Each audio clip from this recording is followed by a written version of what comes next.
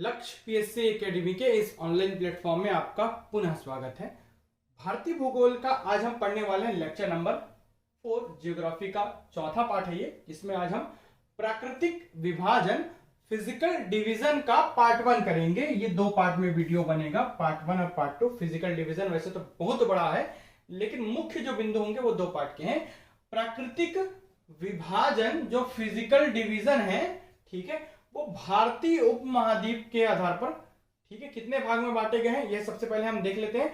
तो भारतीय उपमहाद्वीप मूलतः ना एक विशाल भूखंड का भाग था जिसे हम गोंडवाना लैंड कहते हैं। मैप में बारी बारी से समझाऊंगा, और यदि आप वीडियो नहीं देख रहे हैं भूगोल के, तो भूगोल के वीडियो जरूर देखें। इसमें बहुत सारी चीजें आपको समझाते जाऊंगा कि कैसे हमारे भारत के भौगोलिक संरचना का विकास हुआ और कैसे वो बना। तो भारत को मुख्यतः 4 प्राकृतिक प्रदेशों में विभाजित किया गया है। पहले ये गोंडवाना लैंड का वो हिस्सा हुआ करता था, ठीक है, अंगारा लैंड और गोंडवाना लैंड। जो नीचे का प्रायद्वीपीय भारत का पठार है उसे हम गोंडवाना लैंड कहते हैं। क्या कहते थे? गोंडवाना लैंड, ठीक है, भारतीय उपमहाद्वीप हिस्सा था। और ये अंगारा लैंड का, यहां पर था 33 सागर। 33 सागर में लाखों करोड़ों सालों में जो यहां पर से जो नदियां बहती थी वो अपने द्वारा अवसाद लेकर आई और उस 33 सागर को भरती गई, जिससे कि यहाँ पर भूभाग का निर्माण हुआ। ठीक है, इसको भी और आगे विस्तार से मैं समझाऊंगा। तो ये पहले किसका हिस्सा हुआ करता था? गोंडवाना लैंड का। एक प्रश्न यहां से बनता है, भारतीय उपमहाद्वीप मूलतः एक विशाल भूखंड का भाग था जिसे क्या कहते हैं? तो जिसे क्या कहते हैं? गोंडवाना लैंड। ऊपर वाले हिस्से को अंगारा लैंड, नीचे वाले को गोंडवाना लैंड। ठीक है, गोंडवाना लैंड जो नीचे वाला प्रायद्वीपीय भारत का पठार जो त्रिकोणा वाला हिस्सा है ना, ये पहले अफ्रीका महाद्वीप का हिस्सा हुआ करता था, अफ्रीका से जुड़ा था। ठीक है, उसे गोंडवाना लैंड कहते थे। अब बात करते हैं इसके 4 प्रकार से प्राकृतिक प्रदेशों में विभाजित किए हैं उसके बारे में। तो 4 भाग में बांटे हैं पूरे भारत को। उत्तर का पर्वतीय क्षेत्र जिसके अंतर्गत हिमालय पर्वत आते हैं, ठीक है, उत्तर का विशाल मैदान, प्रायद्वीपीय पठार मतलब ये त्रिकोणा वाले भाग को प्रायद्वीपीय भारत का पठार कहते हैं। इसी को प्रायद्वीपीय भारत का पठार कहेंगे हम, इसी के बारे में चर्चा करेंगे। और फिर तटीय मैदान एवं द्वीप समूह, जो इसके किनारे किनारे जो तट है उसके मैदान और इधर उधर जो द्वीप फैले हुए हैं उनके बारे में हम चर्चा करेंगे भारत के नक्शे में। मोटा मोटी कॉन्सेप्ट बताया हूं कि यहाँ पर हुआ करता था अंगारा लैंड और ये था गोंडवाना लैंड। कोबर की भूसन्नति सागर है ना, जो 33 सागर है उसके सिद्धांत के अनुसार भूसन्नति सिद्धांत बोलते हैं, कोबर के द्वारा प्रतिपादित किया गया। ये सिद्धांत में ये कहा गया है कि यह अंगारा लैंड हुआ करता था, यह गोंडवाना लैंड हुआ करता था। यहां पर से बहुत सारी नदियां बहती रही होंगी हजारों लाखों सालों में, और ये बीच में सागर था जिसे हम 33 सागर कहते थे। क्या कहते थे? 33 सागर। 33 सागर क्या हुआ है ना, ये इसमें लाखों करोड़ों सालों में नदियां जो है अपने साथ अवसाद, मिट्टी, धूल वगैरह के कण जो भी है ना, बालू वगैरह जो भी बहा के लाती है, उसके द्वारा ये सागर लाखों करोड़ों सालों में भरता गया। तो क्या हो गया? ये अवसाद यहां पर जमा होने लग गए। तो उसके बाद हैरियस ने एक सिद्धांत प्रतिपादित किया जिसमें प्लेट टेक्टोनिक थ्योरी कहते हैं। हैरियस एक विज्ञानी था जिसने ये कहा कि भाई जो पृथ्वी की प्लेटें हैं वो उत्तर और पूर्वी दिशा में खिसकती हैं। तो ये जो हिस्सा था गोंडवाना लैंड, ये अफ्रीका से कटकर हुआ, चूंकि अफ्रीका इधर है, ठीक है, विश्व के नक्शे पे, तो यहां से ये कटकर इधर आया है, मतलब नॉर्थ ईस्ट की साइड लगातार खिसक रहा है। ऐसा एक समय आया जब ये 33 सागर में अवसाद पूरी तरीके से भर गया, और ये जो पूरे क्या बोलते हैं, ये जो हिस्से हैं जो नॉर्थ ईस्ट की साइड खिसक रहे हैं, ये ऊपर खिसकते गया। तो ये जो इसके अंतर्गत जो अवसाद भरे हैं 33 सागर में, जो अब अवसाद का रूप ले चुके हैं, अवसाद जो भरे हुए हैं उसमें दबाव पड़ने लग गया। तो इस किनारे पे और इस किनारे पे वलन पड़ने लगा। वलन मतलब ऐसा, भाई जाहिर सी बात है, एक बर्गर को जब आप दबाओगे, मैं जैसे बताया, एक बर्गर को दबाओगे तो उससे श्वास आजू बाजू से बाहर निकल जाता है, और एक हिस्से से वलन पड़ने लग जाता है। वलन मतलब घुमाव पड़ने लग गए यहाँ पर, है ना। तो यहाँ पर दोनों साइड घुमाव पड़ने लग गए इसके दबने के कारण।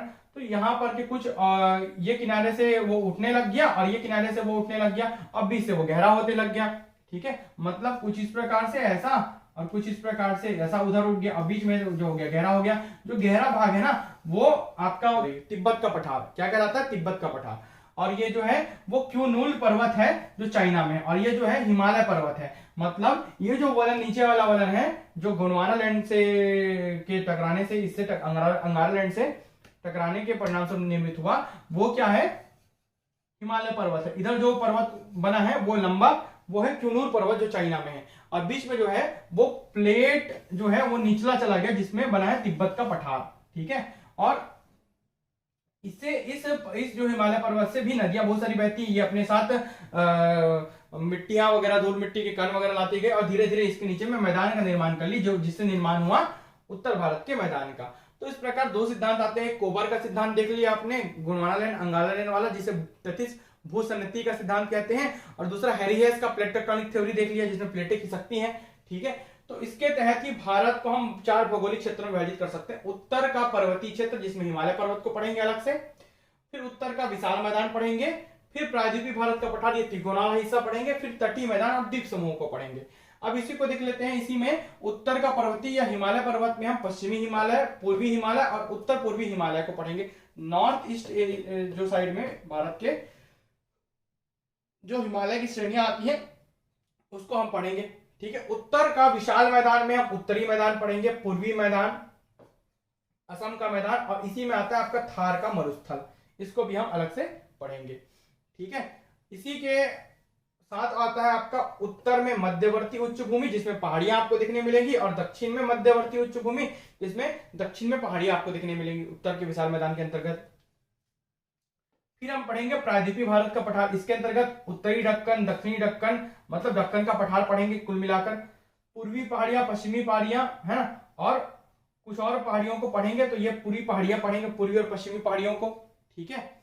तो प्रायद्वीपीय भारत के पठार के अंतर्गत ये सभी आते हैं। इसके अलावा तटीय मैदान एवं द्वीप समूह, तो पूर्वी तटीय मैदान, पश्चिमी तटीय मैदान और लक्षद्वीप, अंडमान निकोबार द्वीप समूह, इन सभी द्वीप समूहों को हम तटीय मैदान और द्वीप समूह के अंतर्गत पढ़ेंगे। मतलब 1, 2, 3 और ये 4 प्रकार से भौगोलिक रूप से मुख्य 4 भूभाग के रूप में विभाजित है हमारा भारत।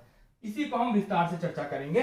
जैसा कि आपको देखने मिल रहा है ये पूरा आपका हिमालय पर्वत आपको देखने मिल रहा है, जहां पर डॉटेड लाइनें हैं, ठीक है। ये पूरा मैदानी इलाका के अंतर्गत हम पढ़ेंगे, ठीक है।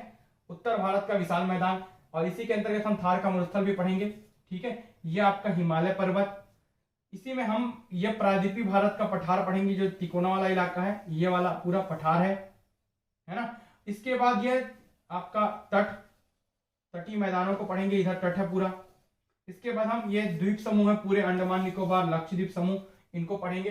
तो ये मुख्य रूप से 4 भाग में विभाजित है, जैसा कि आप मैप में देख पा रहे हैं। जैसे कि आपको मैंने सिद्धांत बताया कि जैसे ये देखिए इंडिया कैसा, ये गोंडवाना लैंड था, ये ऐसा खिसकते गया और सीधा सीधा जाके यहाँ पर जब एकत्रित हुआ तो वहां पर हमको मिला इंडिया वर्तमान का, गोंडवाना लैंड का हिस्सा था। फिर ये इस टाइप से खिसकते हुए ये त्रिकोणाला हिस्सा, ठीक है, तैतीस सागर बीच में जो था वहां पर जाके रुक गया। उसके बाद वो उस गोंडवाना लैंड से लाखों करोड़ों सालों में जो नदियां थी वो अवसाद भरती गई तैतीस सागर में, और उसके परिणाम स्वरूप इंडिया का एक भौगोलिक स्ट्रक्चर तैयार हो गया, ठीक है। अब हम सबसे पहले इसमें देख लेते हैं उत्तर का पर्वतीय क्षेत्र अर्थात हिमालय पर्वत को सबसे पहले हम देखते हैं आगे।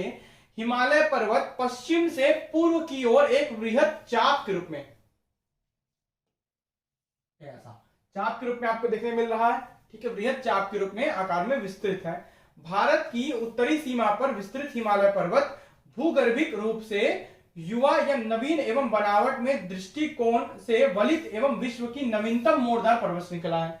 मतलब हिमालय पर्वत नवीन है कि प्राचीन है पूछेगा तो नया पर्वत है, अभी निर्माण हुआ है। इस गोंडवाना लैंड में जो यहाँ पर अरावली पर्वत है वो सबसे प्राचीन पर्वत है पूरे भारत का। अरावली पर्वत क्योंकि ये त्रिकोणा वाला हिस्सा अफ्रीका महाद्वीप से कटकर अलग हुआ है, और ये इसी में अरावली पर्वत थी, ठीक है, उसके साथ साथ ही आया है। तो अरावली पर्वत बहुत प्राचीन है, जब ये तथित भूसन्नति का सिद्धांत नहीं आया तो उससे भी प्राचीन है। मतलब हिमालय का जन्म तो अभी हो रहा है, अभी भी हिमालय जन्म ले रहा है, अभी भी हिमालय में प्रोसेस चालू है, क्योंकि ये प्लेट टेक्टोनिक थ्योरी के अकॉर्डिंग ये नॉर्थ ईस्ट है, ये खिसक ही रहा है। तो ये जो बीच के जो इलाके हैं ना, जिससे कि दबने से ऊंचा उठेगा, है ना, तो ये प्लेट जैसे ही दब रहा है तो हिमालय पर्वत ऊंचा उठ रहा है। क्योंकि इधर भाई टेढ़ा ऐसे दब रहा है तो इधर दबाव ज्यादा पड़ा, इसलिए यहां पर की पहाड़ियां ज्यादा ऊंची, जितनी ऊंची ऊंची पर्वत श्रेणियां वो नेपाल में पाई जाएंगी, चाहे वो माउंट एवरेस्ट हो जो दुनिया की विश्व की सबसे ऊंची चोटी है, चाहे वो कंचनजंगा हो, चाहे अन्य मकालू मनसालू हो गया, है ना, जितने भी ऊंची ऊंची पर्वत श्रृंखला है वो इधर पाई जाएंगी, जितनी कम ऊंची वो इधर पाई जाएंगी, क्योंकि गति ऐसे है। तो गति ऐसे तो दबाव इधर ज्यादा पड़ेगा, तो जितना ज्यादा दबाव पड़ेगा कोई भी चीज उतना ही ऊंचा उठेगा। दबाव दोनों साइड से पड़ेगा तो ऊंचा उठेगा, दबाव नहीं कम पड़ेगा। तो ये इधर चौड़ा है, इधर हिमालय देखिए कितना चौड़ा है, और इधर देखिए कैसा सकरा होते जाता है। मतलब इधर चोटियां ऊंची होंगी, जिधर सकरी है उधर चोटियां ऊंची होंगी, इधर चौड़ा उधर चोटियां ऊंची ज्यादा नहीं होंगी, है ना, होंगी लेकिन उतने ज्यादा नहीं होंगी, उसके कंपैरिजन में कम होंगी। तो इस प्रकार ये नवीनतम पर्वत है और मोड़दार पर्वत है। कैसा पर्वत है? मोड़दार पर्वत है। हिमालय एक युवा पर्वत है, नवीन पर्वत है और मोड़दार पर्वत है, याद रखेंगे। इसके निर्माण के संबंध में हमने कोबर का भूसन्निधि सिद्धांत देखा, है ना। क्या देखा? भूसन्निधि सिद्धांत, जिसमें 33 सागर हुआ करता था, और एवं अमेरिका के भूवैज्ञानिक हैरी हेस का प्लेट विवर्तनिकी सिद्धांत, मतलब प्लेट टेक्टोनिक्स थ्योरी देखा। दोनों थ्योरी को बता दिया, और हिमालय की उत्पत्ति कैसे हुई होगी बताया कि 33 सागर में, है ना, अवसाद लाखों करोड़ों सालों में जो गोंडवाना लैंड की नदियां हैं और जो अंगारा लैंड की नदियां, वो लाकर उसमें गाद को, अवसादों को भरती गई, जिससे वो प्लेन होता गया। एक समय ऐसा आया कि ये भाई ये जो प्लेट खिंचा करी है, जिससे कि यहाँ पर जो अवसाद भरे हैं वो ऊपर उठना, दबाव के कारण ऊपर उठना चालू हो गया, तो वही पर्वतों का रूप ले लिया लाखों करोड़ों सालों के बाद, है ना। पर्वतों का रूप ले लिया, और इधर की चोटियां ऊंची हो गई, इधर की चोटियां, है ना, चौड़ी और कम ऊंची हैं। तो ये दोनों सिद्धांत के अकॉर्डिंग हमने हिमालय की उत्पत्ति देखी। तो हिमालय की उत्पत्ति के पीछे कोबर का सिद्धांत और हैरी हेस का प्लेट टेक्टोनिक थ्योरी कारगर है, सर्वाधिक मान्य है। कोबर के भूसन्निधि सिद्धांत को पर्वतों का पालना कहा जाता है, यहीं से ही पर्वतों का जन्म हुआ है, कोबर के भूसन्निधि सिद्धांत से, ऐसा कहा जाता है। कोबर के भूसन्निधि सिद्धांत के अनुसार आज से लगभग 7 करोड़ वर्ष पूर्व हिमालय के स्थान पर क्या था? 33 भूसन्निधि था, मतलब 33 सागर था, जो उत्तर से अंगारा लैंड और दक्षिण से गोंडवाना लैंड से पृथक करता था। उस सागर के ऊपर क्या था? अंगारा लैंड, और दक्षिण में क्या था?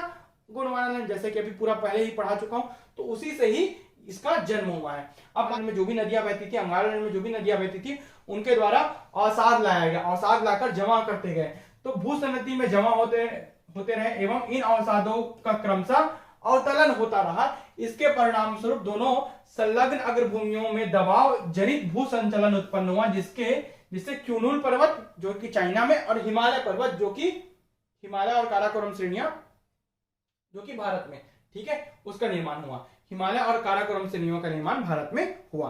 ट्रांस हिमालय मतलब वो मुख्य हिमालय का हिस्सा नहीं है। ट्रांस का मतलब होता है हिंदी में के पार। हिमालय के पार भी एक पर्वत था, जिसे हम ट्रांस हिमालय बोलते हैं। हिमालय के पार का पर्वत वो ट्रांस हिमालय है, ठीक है, हिमालय के पार, इसलिए उसे ट्रांस हिमालय कहा जाता है। हिमालय नहीं है वो, हिमालय के पहले का पर्वत है, उसके पहले का पर्वत ट्रांस हिमालय, उसके ऊपर का पर्वत। क्यूनूल पर्वत जो चाइना में है, ठीक है, पतली पट्टी, और बीच में तिब्बत का पठार जो कि प्लेन हो गया, नीचे बीच से प्लेन, ऊपर से दोनों उठ गए, तो दो साइड पर्वत बन गए, इधर क्यूनूल पर्वत, इधर हिमालय पर्वत, बीच में प्लेन, तो प्लेन में तिब्बत का पठार बन गया, ठीक है। हैरी हेस के द्वारा प्रतिपादित प्लेट विवर्तनिका सिद्धांत हिमालय की उत्पत्ति के सर्वश्रेष्ठ व्याख्या करता है। इसके अनुसार लगभग 7 करोड़ वर्ष पूर्व उत्तर में स्थित यूरेशियन प्लेट की ओर भारतीय प्लेट उत्तर पूर्व दिशा में गतिशील हुई। 2 से 3 करोड़ वर्ष पूर्व ये भूभाग अत्यधिक निकट आ गए, जिससे 33 के अवसादों में वलन पड़ने लग गए और हिमालय का उत्थान प्रारंभ हुआ। यही सबको मैं सरलता से पहले बता चुका हूं, यहाँ पर थ्योरी में लिखा है, उसी को फिर से पढ़ रहा हूं। हिमालय की सभी श्रृंखलाओं का निर्माण अल्पाइन भूसंचलन के तहत टर्शियरी युग में 33 भूसन्निधि में अवसादों के जमाव के परिणाम से हुआ है। किस युग में हुआ है तो बोलेगा तो टर्शियरी युग में, तृतीयक जीव कल्प कहते हैं। टर्शियरी युग, तृतीयक जीव कल्प युग में ही हिमालय का निर्माण हुआ है। ये एक और प्रश्न बन गया। अतः हम 33 सागर को हिमालय का गर्भगृह या जन्म स्थान कह सकते हैं। ये एक और प्रश्न कि 33 किसे हिमालय का गर्भगृह या जन्म स्थान कहते हैं। कहां से हिमालय जन्मा है तो 33 सागर से जन्मा है। उसमें अवसाद भरे जिससे दबाव पड़ा, दबाव से वलन पड़ने लग गया, तो इधर की भूमियां ऊंची उठ गई, बीच वाली प्लेट रह गई, जो प्लेन रह गई वो तिब्बत का पठार बन गया, और जो ऊंची उठ गई वो चाइना में क्यूनूल पर्वत और भारत में हिमालय पर्वत बन गई, ठीक है। अब बात करते हैं सेनोजोइक महाकल्प। एक काल है जैसे कि टर्शियरी युग है, तृतीयक जीव महाकल्प, वैसे ही सेनोजोइक एरा महाकल्प के इयोसीन कल्प में वृहत हिमालय का निर्माण हुआ। वृहत हिमालय का निर्माण कब हुआ? सेनोजोइक महाकल्प के इयोसीन व ओलिगोसीन कल्प में, अभी रिसेंट में इसको इन सभी कालों को जमाने के लिए दिया था। तो इस प्रकार के प्रश्न पूछे जाएंगे कि कौन कौन सा कल्प किसके बाद आता है। आगे सबको मैं डिटेल्स में भी पढ़ाया था पीछे वाले क्लास में, ठीक है। तो इयोसीन व ओलिगोसीन कल्प में बृहत हिमालय का निर्माण हुआ। मायोसीन कल्प में पोटावर क्षेत्र के अवसादों के वलन से लघु हिमालय बना। तो लघु हिमालय कौन से कल्प में बना? मायोसीन। शिवालिक हिमालय का निर्माण इन दोनों श्रेणियों के द्वारा लाए गए अवसादों के वलन से प्लायोसीन कल्प में हुआ। तो शिवालिक हिमालय किस काल में बना? तो प्लायोसीन कल्प में हुआ। क्वाटनरी अर्थात नियोजोइक महाकल्प से, है ना, प्लिस्टोसीन व होलोसीन कल्प में भी इसका निर्माण होता रहा और अभी भी हो ही रहा है। वास्तव में हिमालय अभी भी एक नवीन पर्वत है ना। कैसा पर्वत है? नवीन पर्वत है जिसकी ऊंचाई लगातार बढ़ रही है। 6 राष्ट्रों भारत, पाकिस्तान, अफगानिस्तान, नेपाल, भूटान एवं तिब्बत, चीन की सीमाओं से संबंध रखता है। कौन? हिमालय। यही हिमालय जब म्यांमार में इधर मुड़ जाता है ना, जाहिर सी बात है जैसे ही वलन पड़ने लग गए तो आजू बाजू से वो उस सागर के जो अवसाद है वो निकलेंगे। तो जब ये अवसाद इधर जमा हो गया तो ये म्यांमार में अराकान योमा कहलाता है। उसी हिमालय पर्वत का विस्तार है इधर, इसे म्यांमार में उसे अराकान योमा कह देते हैं। इसी हिमालय जो कि पाकिस्तान में जाता है तो उसे सुल्तान कहते हैं। इसी हिमालय को अफगानिस्तान में क्या कहते हैं? हिंदुकुश पर्वत कहते हैं, ठीक है। तो ये सभी इसी हिमालय का विस्तार है। ऐसे अलग अलग से अवसाद निकलते गए हैं, ठीक है। चलिए बात करते हैं कितने 6 राष्ट्रों से संबंधित है हिमालय पर्वत। अब हिमालय का भौगोलिक वर्गीकरण देख लेते हैं। यहां पर साफ साफ आपको वर्गीकरण मैप में भी शो हो रहा होगा। मैप के माध्यम से ही पूरा पढ़ेंगे। हर एक स्लाइड में, हर एक हिस्से में मैं मैप का उपयोग करने का कोशिश किया हूं जिससे कि वो आपको ज्यादा आसानी से समझ आ सके। हिमालय का भौगोलिक वर्गीकरण, तो उत्पत्ति के आधार पर उत्तर से दक्षिण में हिमालय को 4 भाग में बांटा गया है और प्राकृतिक आधार पर पश्चिम से पूर्व में हिमालय को 4 भाग में बांटा गया है। तो पहले उत्पत्ति के आधार पर, उत्पत्ति जैसे हुई किस किस कल्प में कि कौन कौन से हिमालय उत्पत्ति हुआ, उसके आधार पर 4 भाग में बांटा गया है। ट्रांस हिमालय, ट्रांस का मतलब के पार, हिमालय के पार भी कोई पर्वत है उसे बोलते हैं ट्रांस हिमालय। वो हिमालय नहीं है लेकिन हिमालय के पार का पर्वत है जो पहले रहा होगा, ठीक है। तो उसे ट्रांस हिमालय कहते हैं। हिमालय के बनने के पहले ट्रांस हिमालय बन चुका है, ठीक है। फिर बना बृहत हिमालय, लघु या मध्य हिमालय, फिर बाह्य या उप हिमालय जिसे शिवालिक हिमालय भी कहते हैं। ट्रांस हिमालय जिसे तिब्बत के क्षेत्र के अंतर्गत भी आता है, थोड़ा सा ट्रांस हिमालय और तिब्बत का क्षेत्र। वृहत हिमालय जिसे महान हिमालय कहते हैं, वृहत मतलब बड़ा मतलब महान। लघु को मध्य हिमालय भी कहते हैं। और बाह्य या उप हिमालय या शिवालिक हिमालय सबसे लास्ट वाले हिमालय को कहते हैं। ये जो आपको श्रेणियां दिख रही हैं, ये ट्रांस हिमालय, यहां से लेकर आपको यहां तक की श्रेणियां दिख रही है, ये वृहत हिमालय। फिर इसके नीचे एक श्रेणी दिख रही है यहां तक जो इससे मिल गई है वो आपका मध्य हिमालय। फिर ये सबसे नीचे वाली श्रेणी दिख रही है, ये आपका यहां तक जाकर मिल गई है, वो आपका लघु हिमालय या शिवालिक हिमालय है, ठीक है। इसी को जब हम ऐसा बांटेंगे, कश्मीर, कुमायूं, नेपाल और असम हिमालय में भी बांटेंगे। इसको मैं आगे मैप में दिखाऊंगा। ये अभी हिस्सा जब आएगा तो उसको फिर डिटेल करेंगे। मैप में से खंड में बांट दिया हूं, कश्मीर कहां पर होगा, कुमायूं किसको बोलेंगे, नेपाल किसको बोलेंगे और असम किसको बोलेंगे, ठीक है। वो आगे पढ़ेंगे। अभी आपको समझ आ रहा है 4 श्रेणियां। ये जो पूरी श्रेणी है ये आपका, जिसमें काराकोरम, लद्दाख और जास्कर 3 पर्वत श्रेणियां आती हैं, ठीक है। ट्रांस हिमालय के अंतर्गत आता है आपका काराकोरम, लद्दाख और जास्कर। ये 3 श्रेणी आती है, काराकोरम, लद्दाख, जास्कर, तीनों को मिलाकर ट्रांस हिमालय कहा जाता है। इसके बाद ये तिब्बत में भी कुछ पर्वत आते हैं, तो तिब्बत के भी कुछ क्षेत्र आते हैं, तो ये सभी ट्रांस हिमालय कहलाते हैं, है ना। यहां से पश्चिम में नंगा पर्वत से लेकर पूर्व में नामचा भरुआ तक जो आपका फैला हुआ है, ठीक है, वो आपका है वृहत या महान हिमालय। फिर उसके बाद ये वाला जो है यहां से लेकर आपका यहां तक जो जाकर मिल जा रहा है वो आपका है मध्य हिमालय। फिर यहां से लेकर यहां तक जो लास्ट में यहां पर जाके मिल जा रहा है वो आपका है शिवालिक या बाह्य या उप हिमालय। बाहर में इसलिए बाह्य हिमालय, मध्य में था वो मध्य हिमालय। ये मुख्य हिमालय है वृहत हिमालय, ये बीच में है इसलिए मध्य हिमालय या लघु हिमालय। ये बाहर में इसलिए बाह्य हिमालय या उप हिमालय और शिवालिक हिमालय बोलते हैं, ठीक है। इस प्रकार से ये पूरा प्रोसेस यहां पर चलता है। चलिए बात करते हैं आगे। हम सबसे पहले हम बढ़ लेते हैं ट्रांस हिमालय को।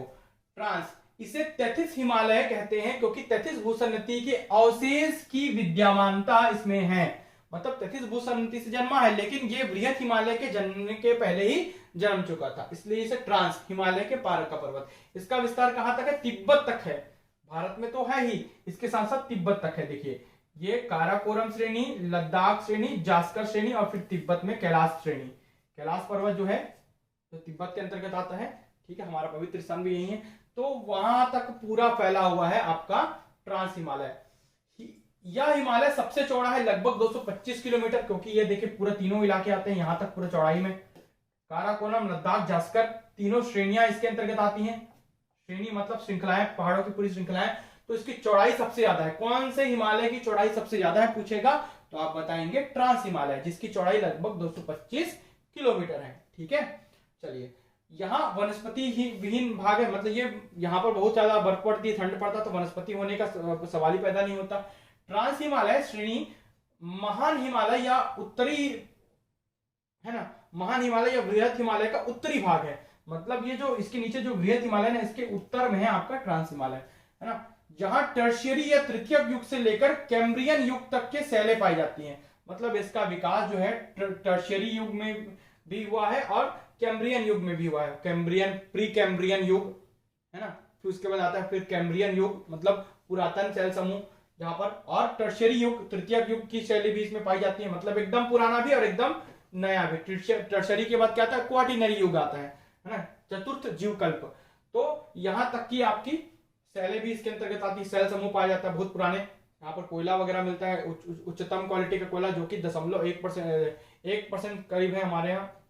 यह श्रेणी सतलज, सिंधु, ब्रह्मपुत्र, सांगपो जैसी पूर्ववर्ती नदियों को जन्म देती है, ये जो ट्रांस हिमालय वाली। इसके अंतर्गत काराकोरम आता है, लद्दाख श्रेणी आता है, जास्कर एवं कैलाश पर्वत आते हैं। काराकोरम, लद्दाख, फिर जास्कर और ये कैलाश श्रेणी, ठीक है, ये चारों आते हैं। ट्रांस हिमालय महान हिमालय से इंडो सांगपो सचर जोन, ठीक है, किसके द्वारा? इंडो सांगपो नदी, ब्रह्मपुत्र नदी जो चाइना में बहती, सांगपो कह देते हैं। इंडो सांगपो सचर जोन, जिसे ITSZ कहते हैं, है ना, या हिंज लाइन के द्वारा अलग होती है ना। मतलब किसके द्वारा?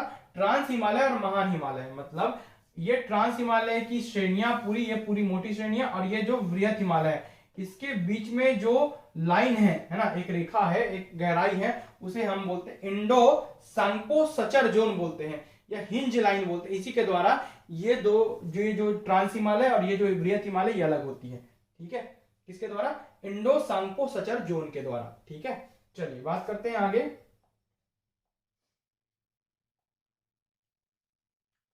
काराकोरम श्रेणी को एशिया की रीढ़ कहते हैं, एशिया महाद्वीप की रीढ़ की हड्डी कहते हैं, किसको?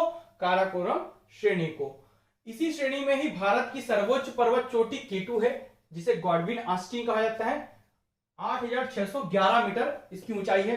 कितनी? 8,611 मीटर के साथ यहां पर जो काराकोरम पर्वत श्रृंखला है, यहीं पर सबसे ऊंची चोटी है केटू, गॉडविन ऑस्टिन, ठीक है, गॉडविन ऑस्टिन है केटू जिसे कहते हैं। काराकोरम पर्वत श्रेणी में हिमालय की सबसे ऊंची चोटी केटू, गॉडविन ऑस्टिन, 8,611 मीटर ऊंची ये पर्वत चोटी है, यहां पर उपस्थित है काराकोरम श्रृंखला में। पूरा काराकोरम सीरीज है पर्वतों की, जिसमें से एक सबसे ऊंची चोटी जिसको केटू कहते हैं या गॉडविन ऑस्टिन कहते हैं, ठीक है। गॉडविन ऑस्टिन पर्वत को गौरी नंदा पर्वत के नाम से भी जाना जाता है। किस नाम से? गौरी नंदा पर्वत कहते हैं गॉडविन ऑस्टिन को, उसी को केटू कहते हैं, उसी को गौरी नंदा कहते हैं भारत में, ठीक है। अब ये भारत की सबसे ऊंची चोटी है, लेकिन हिमालय की नहीं है, क्योंकि ये ट्रांस हिमालय है।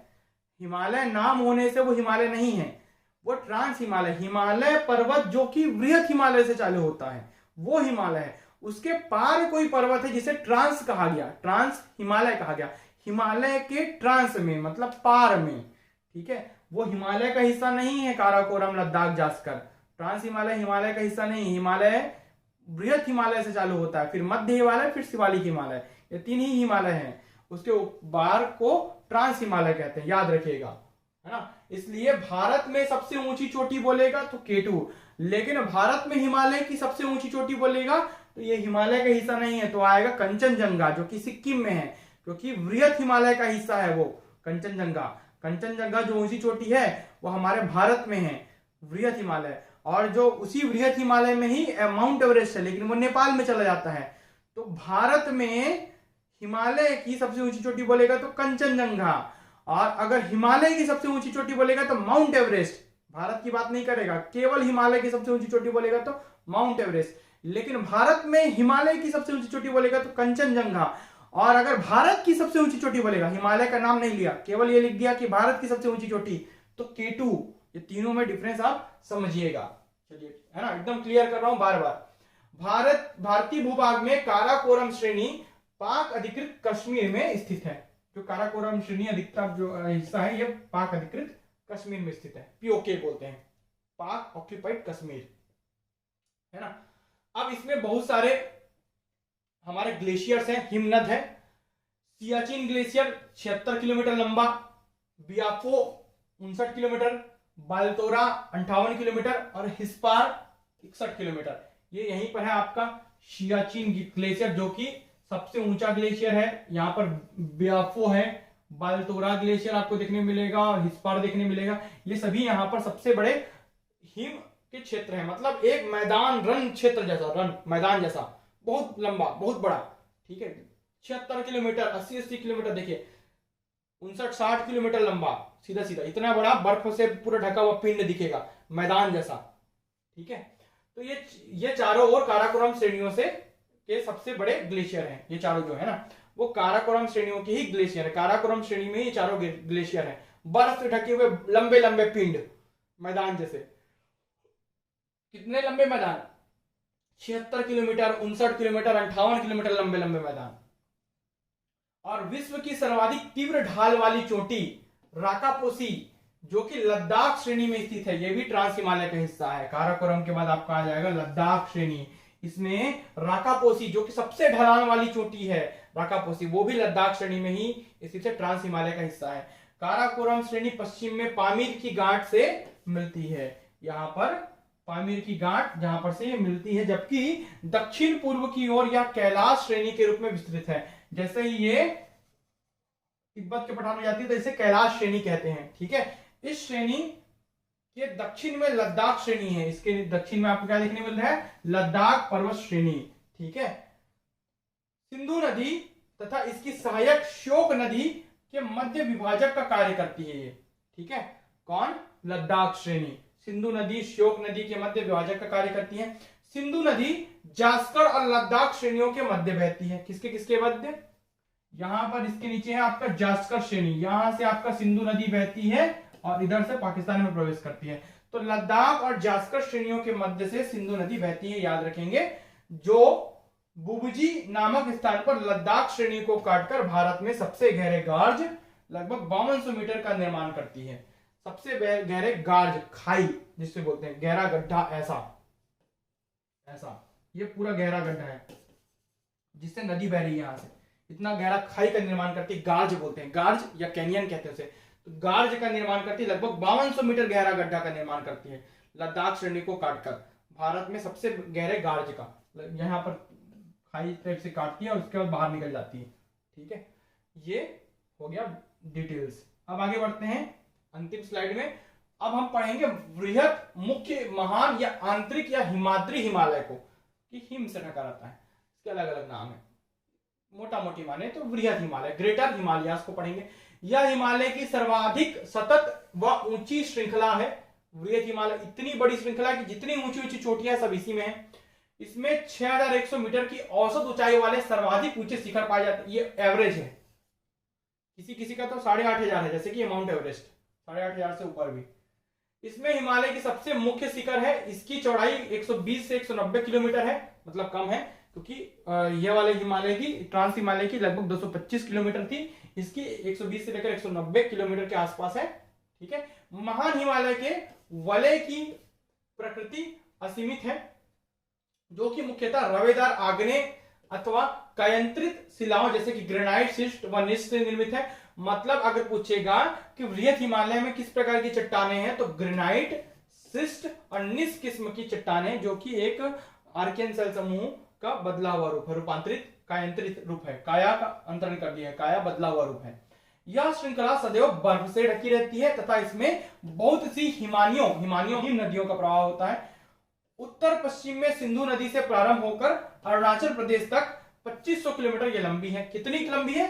यहां पर जो है नंगा पर्वत है ना पश्चिम में, और यहां पर जो है पूर्व में अरुणाचल प्रदेश में नामचा बरवा, क्या है? नामचा बरवा पर्वत। यहां तक पूरा नंगा पर्वत से लेकर नामचा बरवा पर्वत तक ये वृहद हिमालय जो है वो फैला हुआ है। कितना? 2500 किलोमीटर लंबा, 2500 किलोमीटर लंबा। चलिए बात करते हैं वृहद हिमालय श्रृंखला सिंधु नदी के गार्ज से अरुणाचल प्रदेश में ब्रह्मपुत्र नदी के मोड़ तक फैली है। यहां पर सिंधु नदी गार्ज बनाती है केन्या, सबसे गहरे गार्ज 5200 मीटर गहरा गार्ज का निर्माण करती है लद्दाख और जास्कर से बहती हुई जास्कर पर्वत को काटकर। और यहां पर जैसे ही ब्रह्मपुत्र नदी यहां पर भारत में प्रवेश करती है अरुणाचल प्रदेश से, तो यहां तक ये काट देती है हिमालय को। इसके बाद आ जाता है म्यांमार, बर्मा, ठीक है, वो आ जाता है। तो वहां तक हिमालय फैला हुआ, म्यांमार में उसे अराकान योमा पर्वत कहते हैं, ठीक है। इस श्रेणी की जो ढाल है वो उत्तर की ओर है, ये याद रखेंगे, किधर की ओर? उत्तर की ओर है। इस श्रेणी की का जो ढाल है उत्तर की ओर सिंधु सांगपो नदी की ओर है, मंद है, किंतु दक्षिण की ओर तीव्र है। मतलब इधर जो है वो ढाल कम है, इधर जो इसका ढाल है वो ज्यादा है। तो जितनी नदियां हैं वो यहां पर बहती हैं और यहां पर उत्तर भारत के मैदान का निर्माण कर लेती हैं। नदियां जो है अपने साथ अवसाद वगैरह लेकर आती हैं, वहां पर मैदान में फैलाती हैं, नई मिट्टियां लेकर आती हैं पर्वतों से, और वहां पर अच्छे से उपजाऊ मैदान का निर्माण हो जाता है, ठीक है। उत्तर में यह सिंधु सांगपो भ्रंश द्वारा, है ना, ट्रांस हिमालय से अलग होती है, जिसे आपको बताया हूं पहले। विश्व के प्रायः सभी सर्वोच्च शिखर इसी श्रेणी में है, जैसे कि माउंट एवरेस्ट जिसकी ऊंचाई 8848 मीटर है, 8848 मीटर है, जो कि विश्व की सबसे ऊंची चोटी है माउंट एवरेस्ट, वो इसी में है, नेपाल में आता है। कंचनजंगा 8598 मीटर, जो कि भारत के सिक्किम में आता है। कंचनजंगा भारत के सिक्किम में, माउंट एवरेस्ट मकालू, ठीक है। नंगा पर्वत, नंदा देवी, कामेत, नामचा बरवा, ये सभी हिमालय की चोटियां हैं, वृहद हिमालय की आदि इसके महत्वपूर्ण शिखर हैं। माउंट एवरेस्ट को नेपाल में सागर माथा कहते हैं। क्या कहते हैं? सागर माथा पर्वत। हम लोग क्या कहेंगे? उसे माउंट एवरेस्ट कहेंगे। नेपाल में उसे सागर माथा के नाम से जाना जाता है ना। बछेंद्री पाल जो थी भारत की पहली महिला है जिन्होंने वर्ष 1984 में माउंट एवरेस्ट शिखर पर चढ़ने में सफलता प्राप्त की थी। भारत की पहली महिला 1984 में बछेंद्री पाल थी जिन्होंने माउंट एवरेस्ट शिखर पर चढ़ने में सफलता प्राप्त की थी। ये था वृहद हिमालय का पूरा कहानी और ट्रांस हिमालय का पूरा कहानी। आई होप ये पूरा आपको महत्वपूर्ण बिंदुओं के साथ समझ आया होगा। इसके आगे के वीडियो ऐसे ही हम कंप्लीट करेंगे। वीडियो में अंत तक बने रहने के लिए बहुत बहुत